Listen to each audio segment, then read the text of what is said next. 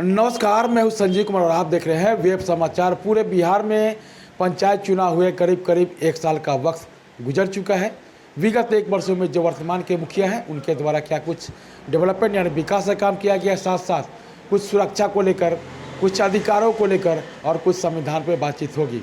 तो अभी हम लोग आए हुए हैं लखीसराय जिला में सूर्यगढ़ा प्रखंड पड़ता है और पंचायत का नाम है वंशीपुर। और यहाँ के जो वर्तमान मुखिया हैं अश्वनी कुमार जी हैं। तो इनसे जानते हैं कि जब आप मुखिया बनने के बाद जब आपका प्रथम हस्ताक्षर हुआ, किस कार्य योजना को लेकर के किया गया और आपने मुखिया बनने का मन कैसे बनाया, तमाम मुद्दों पे बात करेंगे। पहले तो अश्वनी जी, आपको वेब समाचार में बहुत बहुत स्वागत करते हैं। आपको भी धन्यवाद। अच्छा बताइए कि आपने मुखिया बनने का मन कैसे बनाया? वो जब जनता जनार्दन आए तो उनसे हमने बातचीत रखे कि चुनाव को क्या लगा कि किस तरह का जो काम नहीं हो रहा है, मतलब कैसे? अच्छा, हाँ, उसमें देखे कि गांव का रोड गली नाली सब जर्जर स्थिति में है और हमारे तरफ मतलब कोई ध्यान नहीं दिया जा रहा है। तो हम लोग पहले से एक राजनीतिक कार्यकर्ता के रूप में भी काम कर रहे थे।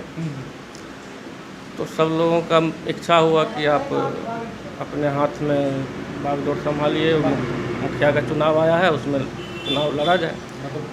तो फिर जब सबका इच्छा था तो हम भी मैदान में आ गए। आने के बाद बहुमत प्राप्त हुआ, निर्वाचित हुए। ये फर्स्ट अटेम्प्ट में ही आपने हुआ?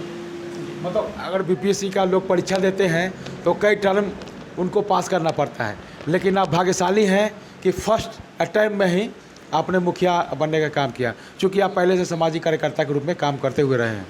ये बताइए कि मुखिया बनने के बाद प्रथम हस्ताक्षर जो हुआ किस कार्य योजना को लेकर के किया गया? पहले तो देखे कि जिस वार्ड में जल जमाव का स्थिति था, जहाँ नाला जाम था, उस समस्या से मतलब निजात दिलवाए। उसके बाद और भी कुछ जगह बचा हुआ है जिस पर भी मेरा नज़र है, प्रयास कर रहे हैं कि उसको भी हम जल्द से जल्द निपटारा कर दें। अच्छा, प्रधानमंत्री आवास योजना के द्वारा करीब करीब कितने लोगों को अपने आवास दिलवाया?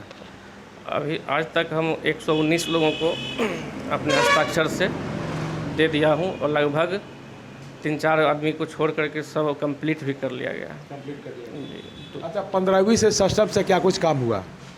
15वीं से सड़क बनवाए, नाला बनवाए, एक कचरा प्रबंधन से अभी फ़िलहाल WPU का निर्माण करवाया जा रहा है, जो कि सरकार के द्वारा ही प्रस्तावित है कि मतलब कचरा प्रबंधन का कार्य को जो है पहले पूरा किया जाए प्राथमिकता के आधार पर। अभी सरकार जो निर्देश दिया है मैं उसी काम को पूरा कर रहा हूँ।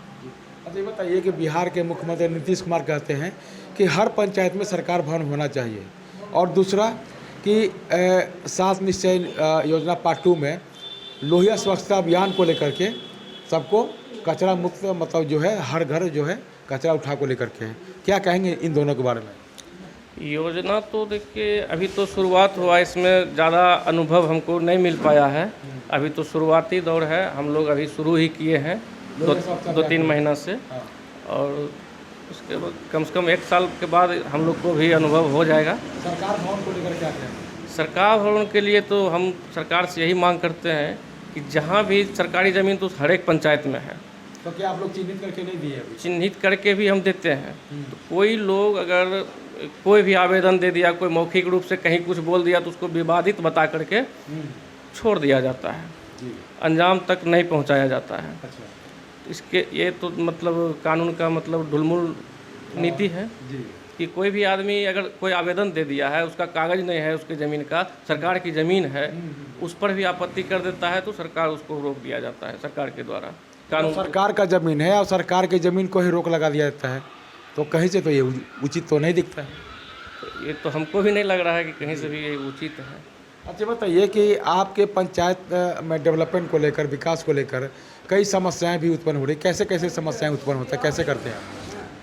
जनहित का कार्य होता है, जनता का जो इच्छा होता है, जो सहमति से मतलब सहमत होते हैं जिस कार्य के लिए, वही कार्य हम योजना में भी लेते हैं, वही कार्य को हम पहले निपटारा करते हैं। अच्छा, मनरेगा की क्या स्थिति है आपके पंचायत में? मनरेगा से कोई कार्य हम लोग नहीं कराए आज तक अभी तक। और मनरेगा लगभग हमारे ब्लॉक में लगभग बंदे के कगार पर है, बंद होने के कगार पर, मतलब सूर्यगढ़ा में। सूर्यगढ़ा में। अच्छा बताइए, सुरक्षा को लेकर क्या कहेंगे? पूर्व पंचायती राज मंत्री ने कहा था कि प्रत्येक मुखिया को आत्म सुरक्षा को लेकर के लाइसेंस दिया जाएगा, क्या आपने आवेदन किया? वो सिर्फ हवा ही था, घोषणा ही रह गया। वो घोषणा सुनने में ही अच्छा लग रहा था, वैसा कुछ दिख नहीं रहा है। कहीं वैसा कुछ दिख नहीं रहा है और हमको नहीं लगता है कि इसे मिलवो करेगा।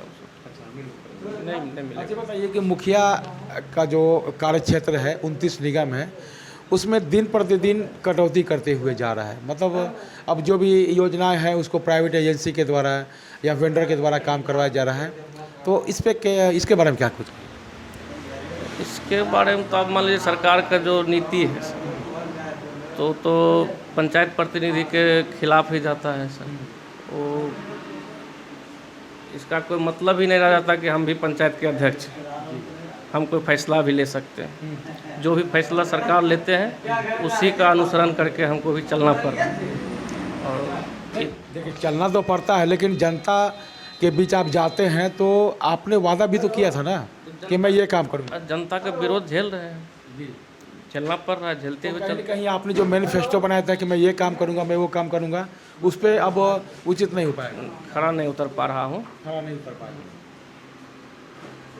अच्छा बताइए कि भारत का संविधान एक है, कानून एक है, आज़ादी का अमृत महोत्सव मनाया जा रहा है और one nation one ration card पूरा देश में काम कर रहा है, वन नेशन वन पेंशन पे चर्चा हो रहा है। तो आपका भी कार्यकाल 5 साल का और MP MLA का भी कार्यकाल जो है 5-6 साल का है, तो उन लोगों का कार्यकाल समाप्त होता है तो पेंशन शुरू हो जाता है। तो क्या आप लोगों को पेंशन मिलना चाहिए कि नहीं मिलना चाहिए? मिलना चाहिए, निश्चित रूप से मिलना चाहिए। जो कार्य उनका कभी चर्चा पर चर्चा होता है? हम लोग तो अपने अध्यक्ष महोदय को के माध्यम से बोलते हैं कि इसे आप लोग भी एक लेटर लिखा जाए, आपके द्वारा भी लिखा जाए। हाँ, जिला स्तर पर। और हमने एक बार अपने माननीय विधान पार्षद महोदय को भी बोले थे इस मैटर में कि आप विधान परिषद में मुद्दा को उठाइए। तो इस मुद्दे को लेकर के मैं बता दूं कि कई विधायक हैं जो इस मुद्दे को लेकर के विधानसभा में उठाने का भी काम किए हैं और कर भी रहे हैं। जब भी सत्र चलता है इस मुद्दे को उठाया जाता है। इसके अलावा ये बताइए कि अब जो है आप जो मुखिया का अधिकार है इसको लेकर के आप लोग चर्चा पर चर्चा करते हैं। 2024 में चुनाव होने वाला है, मुखिया संघ क्या इस बार करने वाली है? मुखिया तो आने वाला समय में ही फैसला लेंगे। आने वाला हाँ, वो तो सब विचार। आपको बता दें कि इन्हीं तमाम मुद्दों को लेकर के 20 सूत्री मांग को लेकर के बिहार के करीब करीब जितने भी मुखिया हैं 16 मार्च को पटना जमा हुए थे और जमा होने के बाद धरना प्रदर्शन हुआ और राज्यपाल को जो है ज्ञापन सौंपने का भी कार्य किया जा रहा था। लेकिन उस समय विधानसभा का सत्र चल रहा था तो गवर्नर से मुलाकात नहीं हो पाई। तो जो मुखिया संघ के अध्यक्ष हैं मिथिलेश राय, उन्होंने आगाज़ किया कि ये तो अभी शुरुआत है और अगर 2024 से पहले हमारे अधिकार को पुनर्विचार नहीं किया गया, मतलब जो हम लोग का अधिकार है उसे वापस नहीं किया गया, तो निश्चित तौर से 2024 का जो चुनाव होगा वो हम लोग परिणाम आपको बता देंगे कि मेरा क्या पावर है। उसमें हम आप लोगों को पावर का जो होता है मुखिया का अधिकार, चूँकि उनका कहना है कि केंद्र सरकार और राज्य सरकार की जितने भी योजनाएं हैं उन सारी योजनाओं को हम लोग धरातल पर उतारने का काम करते हैं, हर स्तर से काम करते हैं। तो निश्चित तौर से जो मुखिया का अधिकार है उस अधिकार को बरकरार रखा जाए।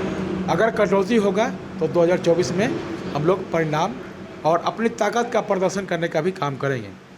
तो अब चलते हैं दूसरे प्रखंड में, दूसरे पंचायत में और उन वहाँ के जो जनप्रतिनिधि उनसे जानते हैं कि आप के द्वारा क्या कुछ डेवलपमेंट का काम किया गया है और आगे की क्या रणनीति है। तमाम बिंदु पे बातचीत होगी। आपने वेब समाचार में समय दिया, इसके लिए बहुत बहुत धन्यवाद। धन्यवाद।